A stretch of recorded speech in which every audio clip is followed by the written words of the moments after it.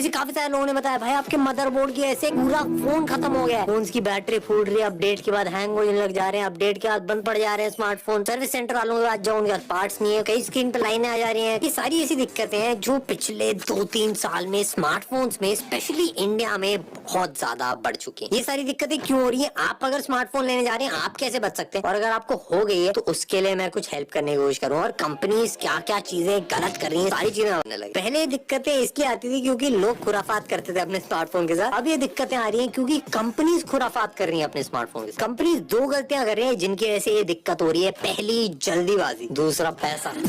सबसे पहले पैसे का ही झोलमेल बताते हैं। आपने देखो मेड इन इंडिया होता है, वो बेसिकली असेंबल करा, एक मदरबोर्ड होता है, उसके अंदर 4-5 पार्ट होते हैं, रैम लगा दो, ये लगा दो, कैमरा लगा दो, एक फोन बन जाता है। एक में कैमरा दूसरा लगा दिया और पीछे बैक पैनल चेंज कर दिया तो अलग स्मार्टफोन बन जाता है। तो ऐसे मिक्स मैच करके स्मार्टफोन बनाए जाते हैं बहुत सारे। जब भी स्मार्टफोन लॉन्च होता है ना, मस्त वीडियो बनती है, पूरा हाइप बनता है, भाई नया स्मार्टफोन वो 6 महीने में 17 फोन निकाल, हर दिन भूचाल आ रहा है भाई। वो ऐसे मिश्रण बना के बेचने में ऐसे मेरे को कोई दिक्कत नहीं है, क्योंकि एक पूरा नया स्मार्टफोन बनाने में बहुत ज्यादा इनोवेशन और रिसर्च और डेवलपमेंट लगती है। जो पहले से मॉडल चल रहा है उसको रेप्लिकेट करके थोड़ा बहुत चेंजेस करके नया स्मार्टफोन निकालने में ऐसी मेरे को कोई दिक्कत नहीं लगती। दिक्कत बस ये है कि मिक्स मैच में टेस्टिंग नहीं हो रही है बड़ी। पहले भी ये सारी चीजें कही जाती थी बट पहले इतना नहीं होता था। अब सबसे कम प्राइस पे भी देना, प्रेशर भी है भाई कंपनी के ऊपर, और सबसे पहले भी देना है। तो अब इसमें होता क्या है, सस्ते मदरबोर्ड में महंगा प्रोसेसर लगा दिया और वो चलाने के लायक ही नहीं होता। और कभी कभार ऐसा होता है जो रैम है और जो स्टोरेज है वो प्रोसेसर के साथ एकदम सही नहीं बैठे। तो इससे बेसिकली होता क्या है कि प्रोसेसर को पावर इतनी ज्यादा चाहिए कि वो झेल ही नहीं पा रहा मदरबोर्ड। कभी कभार उसमें आईसी होती है वो उड़ जाती है। आप बोल रहे हो कंपनी हमें टेस्टिंग नहीं करती है, तो इसी पे आया था हमारा सेकंड पॉइंट। जल्दीबाजी में चल रहा है काम पूरा। हो क्या रहा है, हर महीने 4 फोन का टारगेट ले लिया, पूरी टीम को बताया जाता है 4 फोन नहीं निकले तो जॉब जाएगी। मैं क्या कर, अगर आपका स्मार्टफोन भाई 15 दिन भी डिले हुआ तो आपका फोन नहीं बिकेगा। इसीलिए भाई एक जो स्मार्टफोन की हार्डवेयर की टेस्टिंग होती है कि सारे जो मिश्रण है उसको अच्छे जो टेस्ट करा जाता है कि भाई कंपैटिबिलिटी सही है कि नहीं, ये वाला प्रोसेसर इस मदरबोर्ड के साथ, इस चार्जर के साथ सही बैठ रहा है कि नहीं बैठ रहा है। और काफी सारी दिक्कतें आ रही है सॉफ्टवेयर में। तो बेसिक अगर मैं 3 लेयर होती है, एक जो अपनी एप्स होती है, एक अपना सिस्टम होता है और तीसरा होता है कर्नल। अब एक कर्नल क्या करता है, जो ये सॉफ्टवेयर है और हार्डवेयर है उन दोनों के बीच में तालमेल बिठाता है। अब होता क्या है कि कर्नल में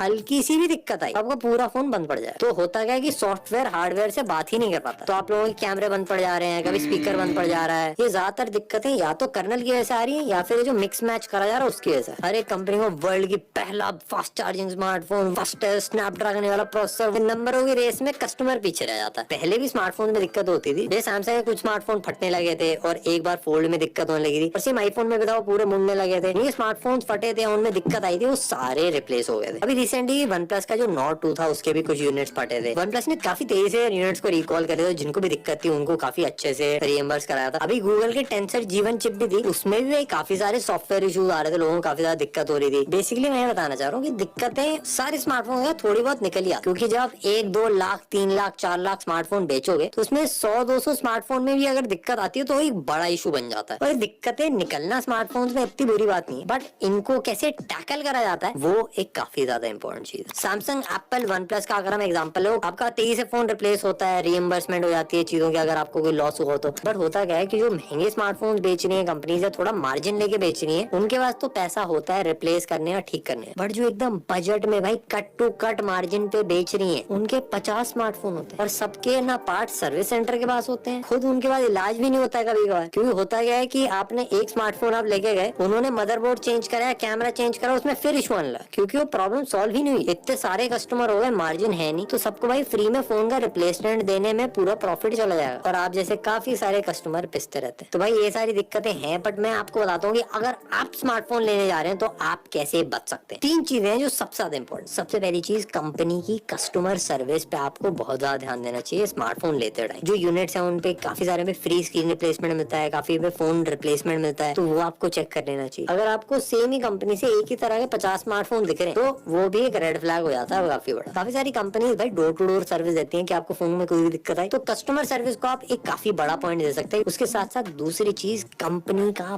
पास्ट रिकॉर्ड। ट्विटर खोल के भाई उसका सपोर्ट वाला पूरा सेक्शन देख सकते हैं, किस किस को क्या क्या दिक्कतें आई। उससे काफी अंदाजा लग जाता है कि भाई पहले अगर कंपनी कैसे ट्रीट कर रही है अपने कस्टमर को, वैसे ही आगे भी करे, क्योंकि कंपनियां चेंज इतनी जल्दी होती नहीं। एंड तीसरी चीज, अगर आपका हो गया फोन खराब, आप शोर मचाओ, आप उसके बारे में आप ट्विटर में डालो, ईमेल करो। कंपनियां कैसे फिक्स कर सकते हैं? अब रेस तो चल रही है, बट कंपनियां बदलेंगी जब हम बदलेंगे। अगर हम 1-2 हजार रुपए एक्स्ट्रा दे देंगे थोड़ा बेटर सॉफ्टवेयर के, थोड़े बेटर एक्सपीरियंस के, तो कंपनियां भी भाई ऑटोमेटिकली सारी चीजें ठीक कर देंगी। बट मेरे हिसाब से कंपनीज को अपनी टेस्टिंग टीम को बहुत ज्यादा स्ट्रॉन्ग बनाना चाहिए। बिना टेस्टिंग हुए सॉफ्टवेयर अपडेट लाइव नहीं करना चाहिए, और जो हार्डवेयर है उसकी कंपैटिबिलिटी और टेस्टिंग सारी चीजें एकदम सॉलिड हो, उसी के बाद स्मार्टफोन लॉन्च होना चाहिए। 1-2 स्मार्टफोन भाई थोड़ा 15-20 दिन डिले भी लॉन्च होंगे, हो सकता है शॉर्ट टर्म में नुकसान हो, बट लॉन्ग टर्म में भाई वो एग्जाम्पल बन जाता है जिसकी वजह से कस्टमर स्मार्टफोन्स खरीदते हैं। और भाई मैं तो पर्सनली विश्वास रखता हूँ थोड़ा बेटर सॉफ्टवेयर, थोड़ा बेटर कस्टमर सर्विस, अगर 1-2 हजार रुपए एक्स्ट्रा ना आ रही है तो मैं तो दे देता हूँ। आप भी बताना कमेंट सेक्शन में भाई आप बेटर सॉफ्टवेयर और बेटर कस्टमर सर्विस के कितने एक्स्ट्रा पैसे देने के लिए रेडी।